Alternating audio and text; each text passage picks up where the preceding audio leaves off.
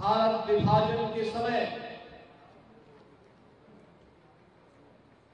जब इस देश का दुर्भाग्यपूर्ण विभाजन हुआ था, उस विभाजन का विरोध करने के लिए भी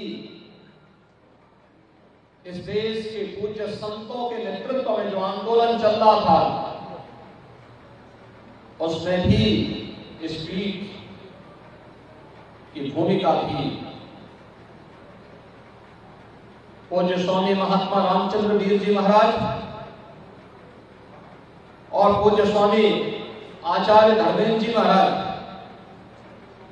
उस आंदोलन में कूद पड़े थे। आजादी के उपरांत जब इस देश पर युद्ध थोपे गए, जब भी थोपे गए, देश के हित में कौन सा एक नागरिक के रूप में हमारा क्या दायित्व होना चाहिए, उस दायित्व का निर्वहन करने के लिए भी जन जागरूकता का जो अभियान पूज्य संतों के नेतृत्व में चल रहे थे, उस आंदोलन में भी श्रीमद पंचखंड पीठ बढ़ चढ़ करके भाग ले रही थी। 1966 का गोरक्षा आंदोलन कौन नहीं जानता है। उस आंदोलन में बढ़ चढ़ करके भाग लेने वाली यही परंपरा है। और तब गौशाला के नाम पर एक कीर्ति भी स्वामी आचार्य धर्मेंद्र जी महाराज ने दी थी। गौशाला आज भी हम सबको न केवल साहित्यिक दृष्टि से बल्कि भारत की सनातन धर्म की गोरक्षा की परंपरा के साथ हम सबको जोड़ती है। श्री राम जन्मभूमि आंदोलन 1949 से यह आंदोलन प्रारंभ होता है। 1983 में श्री राम जन्मभूमि मुक्ति के समिति का गठन होने के साथ यह आंदोलन आगे बढ़ता है। पूरे देश के अंदर इस आंदोलन को विश्व हिंदू परिषद के नेतृत्व में पूज्य संतों ने जो धार की थी, बहुत सारे लोग बोलते थे परिणाम कुछ नहीं आने वाला है, लेकिन हम तो भगवान श्री कृष्ण के कर्मण्येवाधिकारस्ते मां फलेषु कदाचन के इस भाव में विश्वास करते हैं, इस उपदेश पर विश्वास करते हैं। फल की चिंता नहीं, कर्म पर विश्वास करते हैं, निष्काम कर्म पर विश्वास करते हैं। और पूज्य संतों ने अपने आंदोलन के माध्यम से साबित किया, तो परिणाम तो आना ही आना था।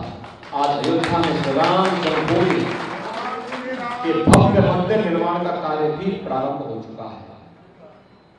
हम सब जानते हैं प्रधानमंत्री जी ने अयोध्या में श्री राम जन्मभूमि मंदिर निर्माण के कार्यक्रम को आगे बढ़ाया। अब तक 50% से अधिक कार्य श्री राम जन्मभूमि मंदिर निर्माण का आगे बढ़ चुका है। और उस अवसर पर भी आचार्य जी महाराज अयोध्या धाम पधारे थे। कितनी खुशी थी उनके मन में। वे इस आंदोलन में तपित थे, उस आंदोलन में आगे बढ़े थे। उस आंदोलन के साथ उन्होंने अपने आप को पूरी तरह समर्पित करके इसको एक नई ऊंचाइयों तक पहुंचाने में अपना योगदान दिया था। और यही तो है भारत के संतों की परंपरा, जो अपने अनुसार अपने आप को होम करने पर विश्वास करता है, जो उस परंपरा के साथ जुड़ करके अपने कर्तव्यों का ईमानदारी पूर्वक निर्वहन करने में विश्वास करता है, उसके लिए अपना कर्तव्य का निर्वहन ही उसका धर्म है। सब विषम परिस्थितियों में अपने पद से विचलित हुए बगैर सनातन हिंदू धर्म के लिए और इस विराट हिंदू समाज की रक्षा के लिए उन्होंने बढ़ चढ़ करके भाग लिया, कार्य किया, किसी की परवाह नहीं की।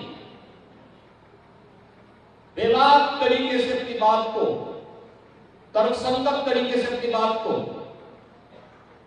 वे रखते थे।